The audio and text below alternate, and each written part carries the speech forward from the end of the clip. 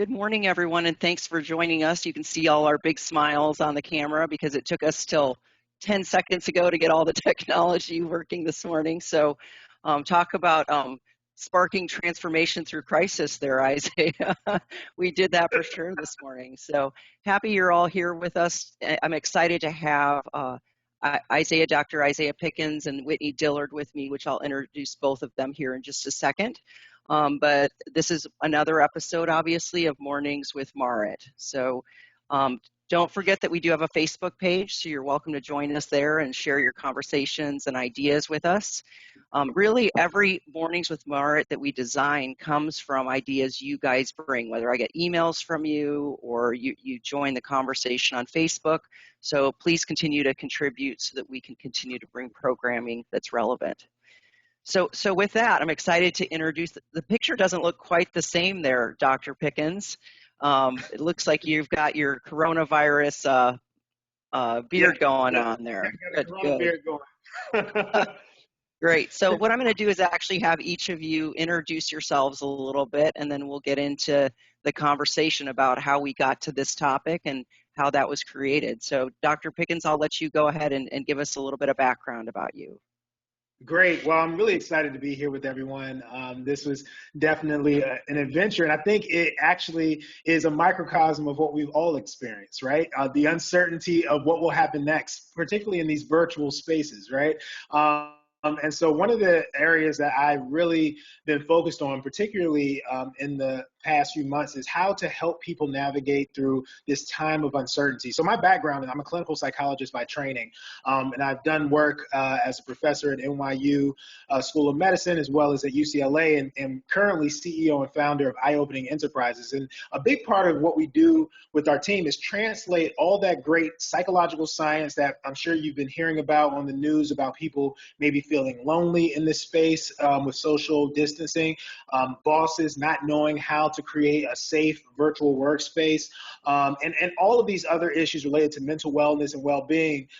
That's what me and my team really focus on, is how do we make this translatable to the people who need it most, which are you on the ground, as you're really helping people navigate a lot of uncertainty, whether it be through the pandemic, whether it be through economics, or also what has recently happened and what our team really focuses on and what I've focused on throughout my career is how to have an understanding of the whole person. And for me, the whole person is really connected to our diversity, equity, and inclusion, because it's about how do people feel safe as themselves in their workplace, but also in their life in general, and manage the workplace stress that happens around them. And so much of my career has been dedicated to really helping organizations think through that from both individual employees on the ground standpoint, but also from a systemic standpoint, because one of the things that I think is beautiful about this moment, I know there's a lot of tragedy that we're dealing with, a lot of challenges that we're dealing with, but we also have an opportunity to build something better out of the crises that we've been experiencing, as well as the opportunity to really rethink how we look at systems and how we have a systemic approach and not a piecemeal approach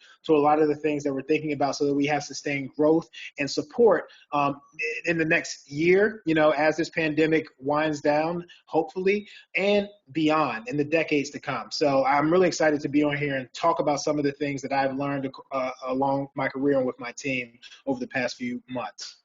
Great. Well, thank you for being here. We appreciate it. We just met last week, so we've definitely put this together quickly. And thank you, Whitney. You obviously connected the dots here for us.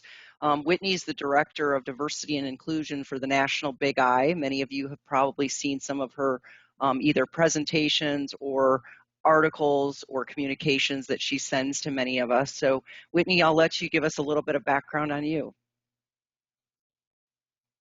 Oop, you're on mute. I am notorious for doing that, quite frankly, in the past few months. So I've had an opportunity to work with the Big I for 6 years with our diversity and inclusion programs, along with our Agents Council for Technology. As far as my work with diversity and inclusion, it actually started in high school. So in high school, I went to a predominantly white high school, and I was able to I was one of the co-founders for the Black Student Association, and also bringing African-American lit into our high school. And then after that, I went over to college and voluntarily worked for the Office of Academic Multicultural Initiatives and helped to get urban youth into the University of Michigan.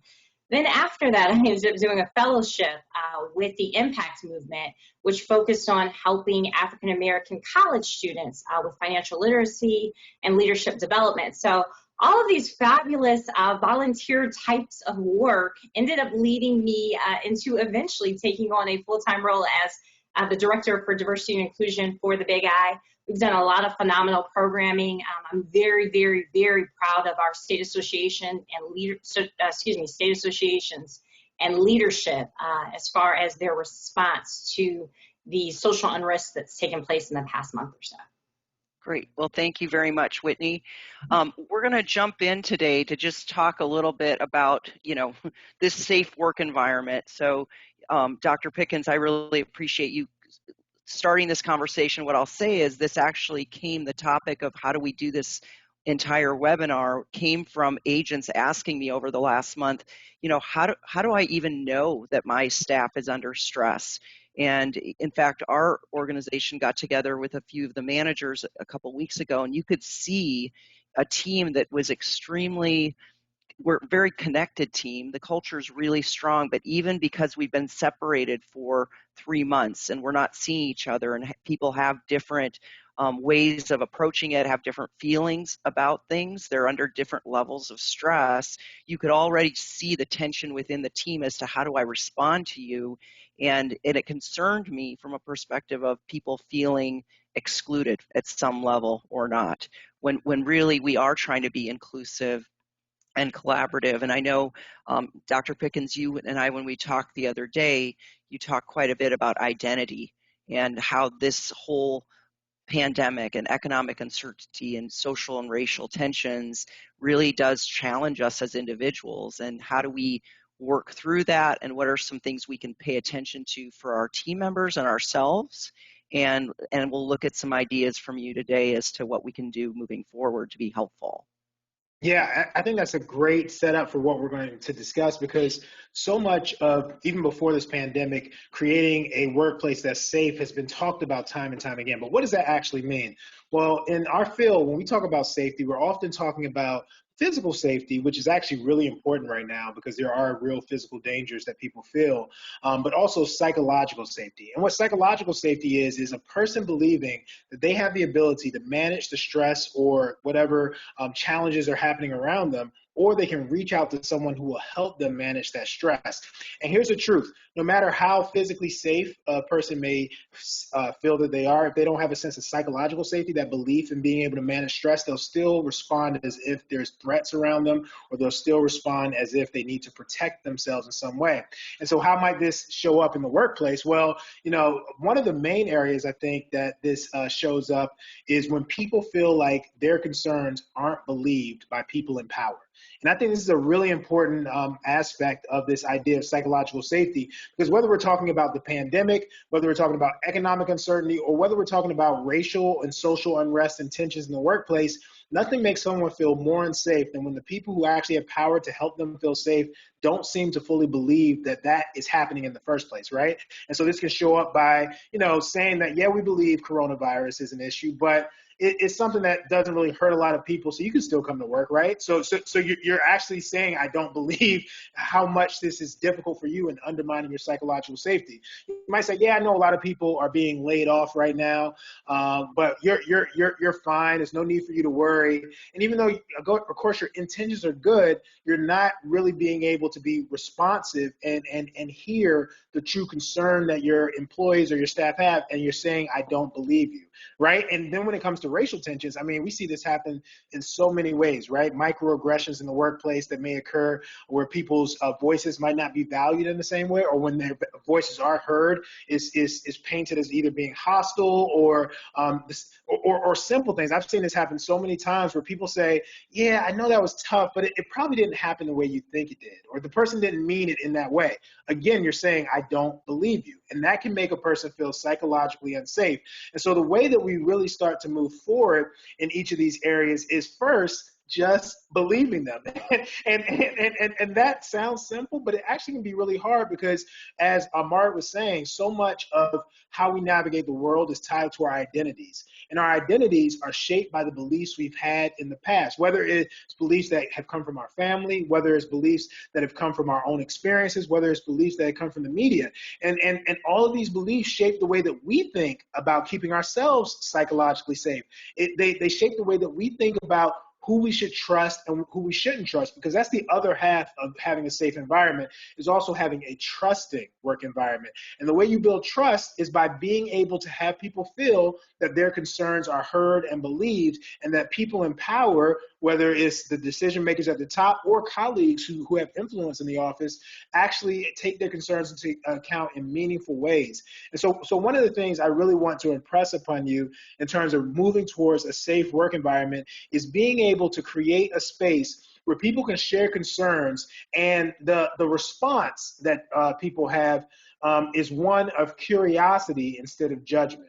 And that is a fundamental distinction in a unsafe work environment versus a safe work environment. And what I'm describing to you actually is very much related to our ways that we navigate identity, because the concept I just shared is actually a concept called cultural humility. And this is just the belief that you have that other people don't have to see the world the same as you. And when they don't see the world the same as you don't approach it with judgment, but instead you approach it with curiosity. And that curiosity will open up conversations that lead to trust. And so these are just some basic foundations for us to understand. And I'll talk a bit more in depth around how identity plays a role in this, because one of the most important identities that are being undermined at this time in history are our professional identities, right? And because our professional identities are coming into potential conflict with a lot of different aspects of our life, right? They might be coming in conflict with our identity as someone who is keeping our family safe, right? So we're having to think about, do I go into work and risk, potentially getting coronavirus, and then, talking with my parents, and my parents are in that risk demographic, and I'm bringing this home. Do I, take care of my kids who aren't in school right now, or may have to go to school and face that risk? Or do I say, look, I need, some more balance in my schedule at work so I can manage these different things? And so what we know about identity is that our identities, our most important identities, our identities as in our work, our identities as a parent, as a spouse, our identities as parents, caregivers, as our racial identity, our gender identity, all of those identities, the ones that are most important to us, are what shape what causes us stress, and also what motivates us. And the more that we attune to those identities and become aware of what's making that identity feel safe or unsafe, and who can we connect with to build trust, or who do we distrust, those foundations will allow us to start thinking about how we create a safer and more trusting workplace. So, Dr. Pickens, when we go through something like this, so one of the things I wrote down is, pay attention to the times you talk to an employee and you say "but" to them, right? So we always talk about get the butts out of here, right? Because we know that you're just about to discount what was just said to them. So I think that's kind of a technique we can pay attention to. How do you deal with it from a perspective of, I can't, there might be some people who are on here today that they don't have the luxury of saying to their employees, you can work from home. I need you to come into work. And yet they're very concerned about, what that looks like. It's interesting. I was talking to somebody the other day, and he said that an agency that he was working with, they actually have like those Neil Armstrong bands that you have, and everybody has a different color one. So you can choose red, which means stay away from me.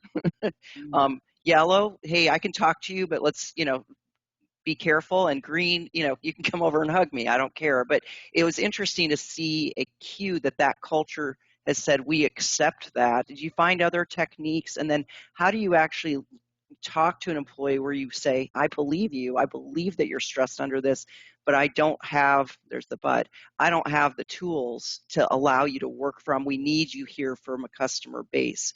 Can you talk about how to approach that and still create safety? Yeah, so it's a couple of things that I'll point out here, and I think this is great. I think the first key to creating safety is transparency.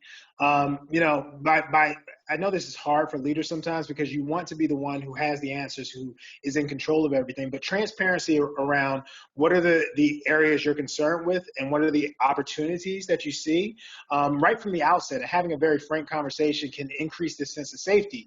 The second thing I'll say along with that conversation that can be really powerful, and I love the example you gave around the different bands that people have, is collaborating with your staff about how you can communicate when you do need support and how you can communicate about navigating some of the challenges that you don't have the answers to. And that goes with that concept of cultural humility.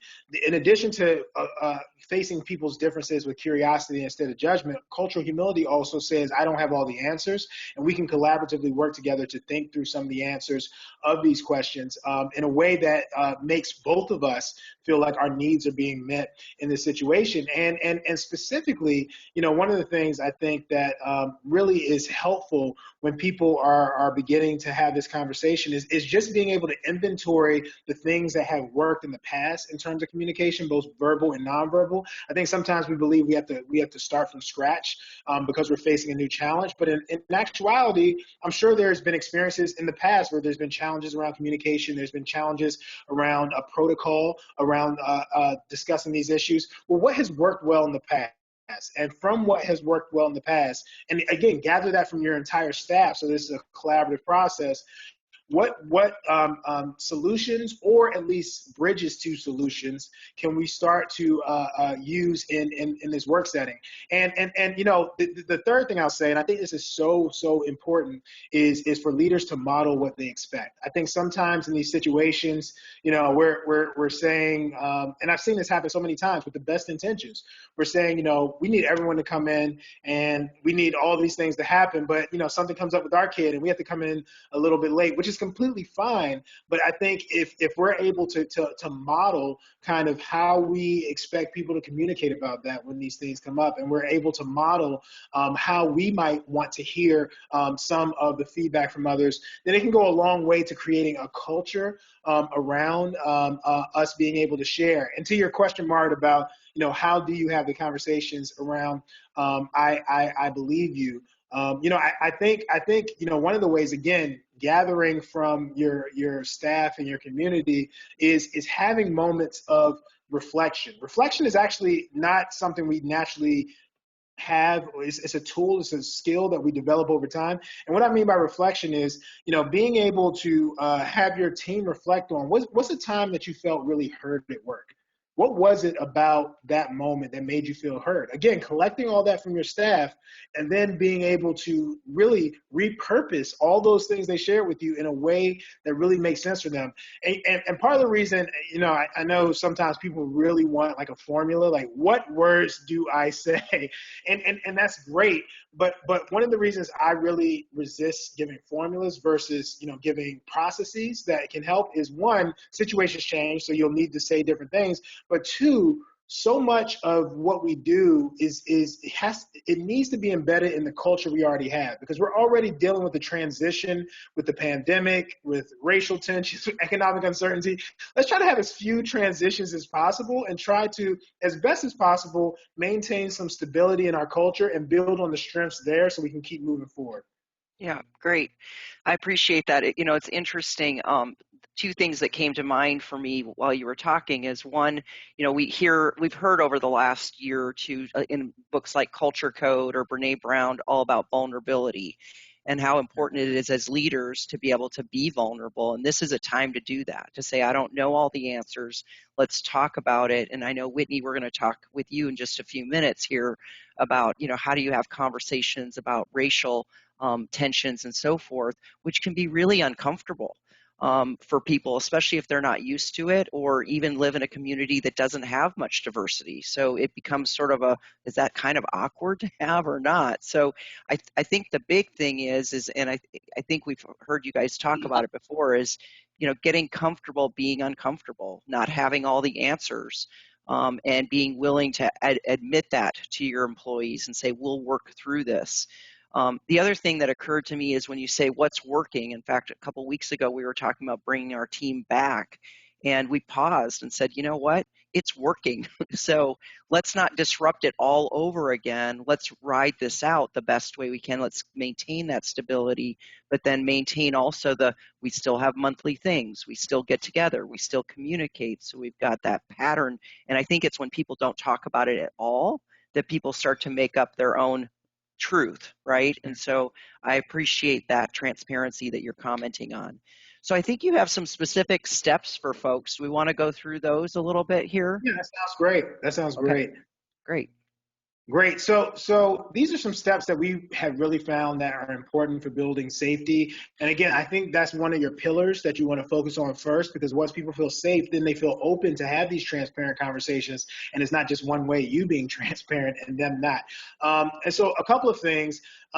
Gratitude plays a huge role in being able to frame how you move forward. And this is something that for many might feel like, is this just some touchy-feely thing that a psychologist is telling me to do with my team that really doesn't have impact? It actually has tremendous impact. And part of what we see that gratitude allows to happen is it allows your team to be able to reframe challenges and problems, because they're coming to it from a perspective of how can we work to make this work, as opposed to what's wrong with this and where are the barriers and problems. And regardless of what you're talking about, regardless of whether it's actually related to the topic at hand or not, just by starting with gratitude, it does that. And even from a biological standpoint, one of the things we know is that when people have a pattern of gratitude, when people are able to reframe situations using optimism, and when we think about optimism, we really think about it is expanding our lens in terms of the possibilities. What are the positive possibilities in this situation? It's not putting on,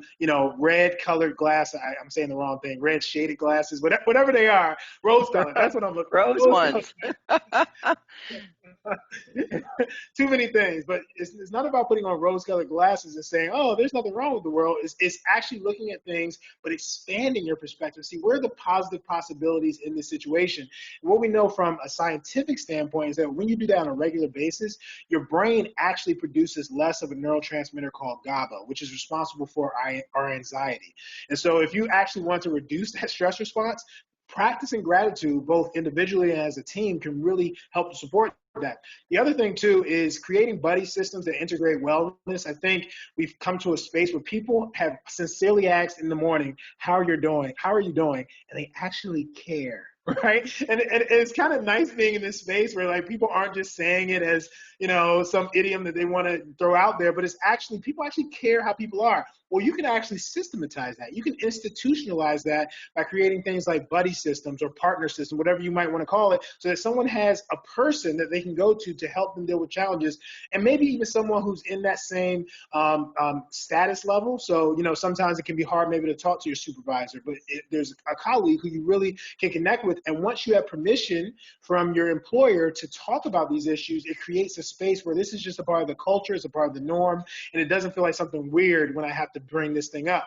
And then also, one of the things that helps people feel safe in ways that we're not always aware of is when their contributions are meaningful. So if, for instance, your staff tell you all these things about what makes them feel unsafe, or they have all these ideas about how to support the workplace, and you pretty much say, okay, and you dismiss most of them, well, all of a sudden, I don't feel as safe in this workplace because I put myself out there and you just pretty much told me you didn't care. Maybe that's not the words you said, but your response said that. And so I would encourage you, as you're getting these recommendations, even if there's just one little thing that you can do based on those recommendations, and you have to reshape it some way, just do that to show that you're hearing and valuing your staff, and that will help them feel safe, and it'll help them build trust to buy into what you're doing too. The other thing too, and I say this depending on the role, is diversifying job responsibilities. Sometimes what can happen is the people who are really good get punished because they're so good. You give them more and more work, or you give them more and more responsibilities, and that can actually decrease their sense of safety, as well as reinforcing people who might not have the competence, feeling that they're not competent at all, and lower what we call their self-efficacy, which is their belief in their ability to do a job successfully. And so when you're able to be thoughtful about diversifying what their responsibilities are, you're able to create scenarios where people feel more competent in more things, and they also feel valued. So just a couple of quick steps of things to think about there. We can go to the next slide, Marit. Yeah, and I'll just comment. One of the things we usually do it the month of November, but maybe it's a good time to do it now. Is we do have buddies, we assign people to each other, and then every day they have to communicate, whether it's text or phone or email, 3 things they're grateful for every single day, to try and create that habit of let's look around the world. And it's always a fun thing that we do. So maybe that's something we can get back at, during this time. And because we're not connected socially as much either, it will force some more interaction. So good reminder. Thank you. Yeah, of course. And I think a lot of these things, they're not rocket science. It's just about being disciplined as an organization to put them in place on a consistent basis, and not be a knee-jerk reaction to the moment, right? And so the next part, I talked about trust being such an important part. Part of the trust is also creating a safe and brave space. And when we talk about bravery, part of what we're talking about is a person feeling that they have the space to express their authentic identity without being punished for it, right? Without feeling like I need to censor it in, more. A woman feeling like I can be just as, focused on career and growth and development without being called a bunch of names and without being said that, oh, she's not good to work with, right? All these things are about creating brave spaces. And so some ways to create brave spaces is to create opportunities to share reasons for stress without reprisal. So we talked about some of these things in terms of the communication, but also being able to have staff have conversations with one another in similar status groups. Here's what I mean about that. A lot of organizations sometimes have town halls, which are great. But in the town hall, it's your boss and your boss is there. And I'm only going to say but so much. I want to keep my job, right? But if you're able to create spaces where similarly status individuals can come together and really share their true challenges, there's true hopes, there's true grievances, and then have that anonymously sent to the leadership so that people feel protected, and then you respond to that, that can create a whole new world for you to work with in terms of being able to support your staff. And then the other thing is, and this is something, Marit, I think that was really related to your thankfulness, it's kind of a focused, a more intentional way around the thankfulness, is routinely celebrating the skills, contributions, and uniqueness of staff.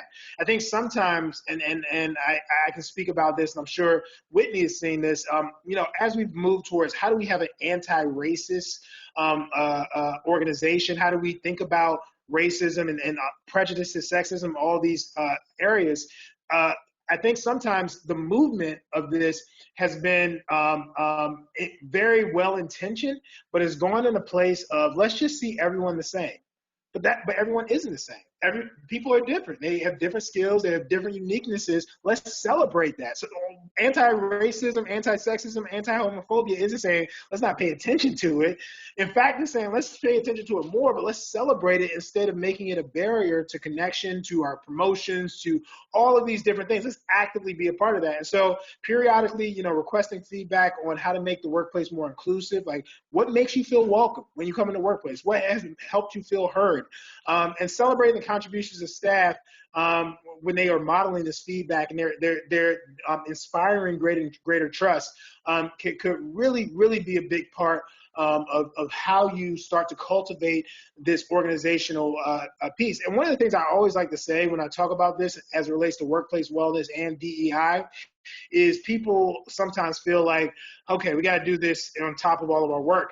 And what I like to say is this is the work, because your work, your bottom line, research has shown time and time again, it's not necessarily just about having a diverse workforce. It's having a diverse workforce who believes that there's equity and inclusion at the workplace, because actually it can cause more conflict if you have a diverse workforce and you don't pay attention to these things, because the tension builds up. But if you have a workforce that actually does this better, it can see exponential growth. In fact, there was a study that came out either from Harvard or Glassdoor that said diverse groups that work well together see a 19% increase on their bottom line over the first couple of years. And that only increases over time because of all of the resources that they're grabbing on from their staff and their unique talents. And so the last slide, Marit, if you want to hop to that, unless you have some feedback on this as well, which would be great. No, well, I mean, what's funny is we talk a lot about equitable versus equal, right? And so how important that is in, it's that you want to be fair, but everybody's needs are different. So if you can have a culture that supports that and says it does, I did a presentation a couple years ago that was basically about how to remove scorekeepers in your organization, because if you scorekeepers prevent you from an equitable environment because they always think, well, I have to have the same as that other person, and frankly they're missing out on their own joy, their own motivations and desires. So it's great to hear that. Good. So we'll have you do this last slide, and then we'll pop over to Whitney to give us some advice on diversity and inclusion and discussions that we should have in our teams. That's great. I love that idea of, eliminating the scorekeeper. And the way we usually think about equity versus equality is giving everyone the same, equity is giving them what they need, right? And so, being able to just be very clear about, that and understanding their needs, again, goes to this idea of psychological safety.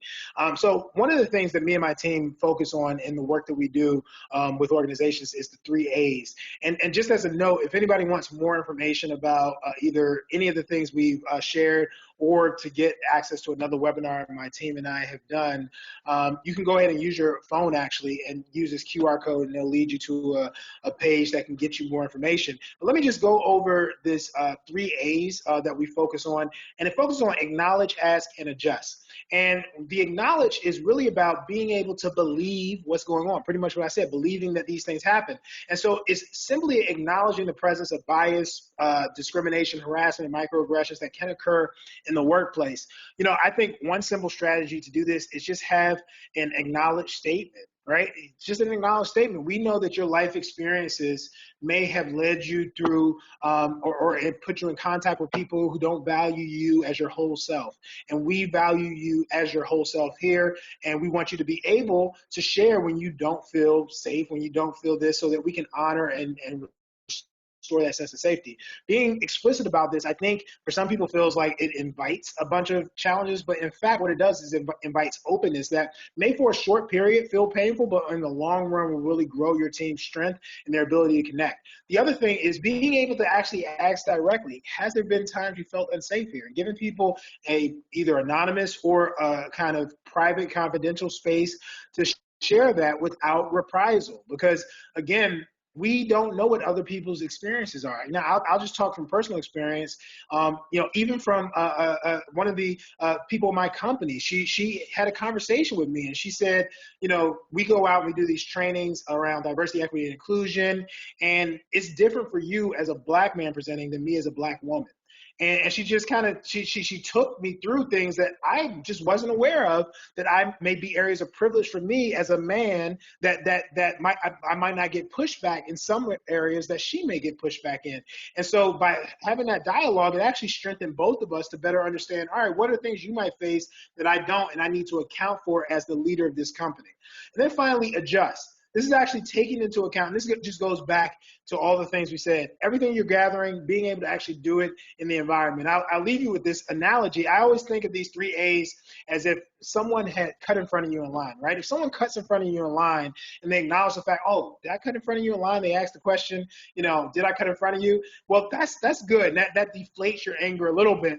But if they stand right there and in front of you, you still want to smack them in the back of the head, right? Because they didn't actually adjust based on all the information they gathered. And so if we're going through the process of gathering this information and acknowledging, but we're not actually adjusting our workplace, it can actually create more frustration. So I encourage you guys to put into action these 3 A's to create a safe, trusting, and inclusive work environment. Great. Well, thank you very much. I think that gives us some specific takeaways. And of course, this presentation will be available for folks. And if you want copies of the slides, we're happy to share those as well. So we're going to flip over now to Whitney. And I do love the analogy of smacking somebody in the head. So, that's my takeaway today is, do I get to do that? I don't know. But Whitney, I know you got to, have fun sometimes, right? So there are certain people you sometimes just want to smack them. So that's how it works. But we'll keep it real. So Whitney, let's talk a little bit about what you've been doing at the Big I with the state associations and trying to really to create conversation and get people to open up and do exactly what Dr. Pickens was talking about. Certainly. Before I go there, I just want to comment on some of the things that Dr. Pickens was talking about. There was a study in 2019 done by IIABA Group, which is a research firm based out of Iowa. And essentially they reported the fact that those companies that implement effective holistic wellness programs using some of the various action steps that Isaiah talked about, how they experience an average of $5.93 to $1 savings to cost ratio, that there's a decrease in health-related costs of 26%, and a reduction in workers' compensation and disability claims by 30%. And even as far as 6 days, they're 28%. There's a decrease of 28% in sick days. So this type of stuff, it really does go to your bottom line as far as making sure that you're more profitable as far as a company. So thank you, Isaiah, for sharing those steps. So yeah, we had an opportunity with the Big I to start courageous conversations, and we started them internally, and we call them courageous conversations because conversations, anytime you're dealing with race, is not something that we typically talk about, and especially not in the workplace. So I think the next slide, Marit, probably has some of the guidelines. Yes. So essentially for the courageous conversations, I'll kind of start you with just some of the questions that we put out there. And essentially what we recommend is that people essentially allow this to be a voluntary activity across your staff, and to keep things into smaller groups, whether it be 3 people. We wouldn't recommend having more than 6 or 7 people to participate. But essentially, whether it be in person or a Zoom call, similar to how we're able to see each other, Marit, Dr. Pickens and I are able to see each other right now, to be able to definitely see each other and engage with each other directly. But as far as some of the questions that we have, one of the questions that we have, and I'm looking them up really, really quickly, is when were you first aware of your race? So when you think about that question, that's probably not something you've heard someone ask you before. So it takes some time to really think about it and decide as to reflect about and decide as to when was that the first time that I ever thought about race? So that's one question that we recommend to have in small groups. Another question is, what do you remember from childhood about how you made sense of human differences? What confused you? Again, it's going to take some time to think about that question. Another question is, what childhood experiences did you have with friends or adults who were different from you in some way? So the awesome thing about courageous conversations is it kind of helps you to tap into some of your own unconscious biases, because we realized internally as a staff, we held 6 different small group conversations, and we realized we really did not know each other that well outside of what we did at work. So there were people that were white individuals that, you know, they had, whether it be Black family members or whether it be other people of other races that were in their immediate family as their cousins and, you know, aunts, uncles, and some individuals, they had, you know, their first relationship was an interracial relationship. So we were able to talk about those different types of things, and had we have not taken the time out to have this courageous conversation about race, we probably wouldn't have recognized how sensitive people are, regardless as to what we see on the outside are about the different things that have taken place right now. So some of the conversation guidelines that we have, one is stay engaged, and again, that's going about the fact that to have these conversations in person or via video chat. Another one is being authentic. So coming and being ready to share your truth, and then also being accepting of other people's truth. We can't really necessarily erase our backgrounds, but we can definitely change where we go in our future. Another one is the fact that we need to make sure that we're okay with experiencing discomfort. Again, we don't have these conversations often, so they're going to feel uncomfortable. One of the things that I think of when you're talking about diversity and inclusion, racial relations, anything that's an uncomfortable conversation, is it's very similar to when you work out and that first time you went to a boot camp, and how absolutely ridiculously painful it was to go to that first day of boot camp, or any type, whether you ran a mile, whatever the case may be, any type of physical activity that you've never done before. The first time you do it, it is very difficult. But as you continue to stay on that process and stay in that routine of leaning into that physical activity, it becomes easier and you're able to reap the results. So the same goes when you're dealing with these courageous conversations. The more often you lean into them, the more likely you're going to be able to grow in them and feel a lot more comfortable in them. The last thing, and I think it's on the other slide that you just switched. Marit, can you switch right back to the other slide? Oh, back? Okay. Yep. There you go. Sorry. Okay. The last 2 things, maintaining confidentiality. So it's really, really important that in these courageous conversations, you know, they're a learning tool where you're able to learn about each other, but it's really important that you make sure that you don't share each other's names. You can definitely share stories and things that you learn in your courageous conversations, but leaving people's names out of them. And then lastly, remembering that this is a journey. We're not going to solve all of the world's issues or even all of your city's issues as it pertains to racial injustices, but this definitely is a starting point and a way to continue to move forward in the right direction. Now I can take the next. Okay, and this was another, we had an article in IA Magazine online last month called Navigating Inclusive Leadership During Times of Crisis.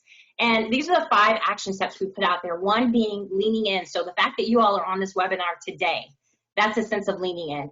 Educating yourself. So we highly recommend, there is a resource from the National African American Museum of History and Culture called Talking About Race. So we recommend diving into that resource. I know we have a Courageous Conversations toolkit that we'll be providing to IIAT to be able to look at. There's an electronic version of it, and there's resources that you can link onto through there. But making sure that you are educating yourself, but while you're educating yourself, don't feel like you need to be a deer in headlights where I need to know everything and I have to become a diversity expert before I can actually move on something. So also understanding privilege. So privilege, a white privilege, that very much, I know a lot of us are familiar with that term, but some people have a hard time still deciphering, well, what exactly is it? Quite frankly, it's no different than wealth privilege. So coming from a very wealthy family versus coming from a very poor family, or when you think of ability. So if you are an able body that's able to walk versus someone that's in a wheelchair that's not able to walk. So the abilities that, or the abilities that you didn't necessarily earn, but you were born with, are a privilege. So when it comes to white privilege, sometimes it's easier to understand that privilege if you look at other privileges, gender privilege also being something. Being vocal. So we talked about courageous conversations. That's a very easy way to be vocal as an inclusive leader. And then lastly, supporting minority businesses. So I know we have Dr. Isaiah Pickens on board right now. So with Eye-Opening Enterprise, and there's a lot of other minority businesses that are doing phenomenal work across the community. So making sure that we're aware of them and that we support them. Great. Well, thank you very much. I think we walk away with a lot of takeaways today, which is wonderful. And I think, if anybody wants additional resources, we have them. Dr. Pickens, I look forward to working more with you in the future and having you join us. Maybe someday you'll actually get to come see us in Texas.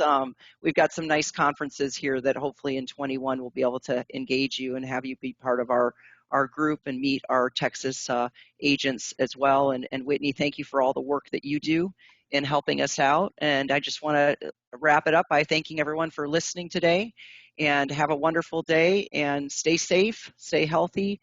And, the thing that resonates probably the most with me, Dr. Pickens, when you began, was to say people want to be believed by people in power. And it's really what a core piece that is of creating safety, is that when I talk to you, I'm heard, you understand, you're seeking to understand, and that really does a nice job of wrapping it up. So you all have a great day. Thank you so much for your time. Have a good one. Thanks, everyone.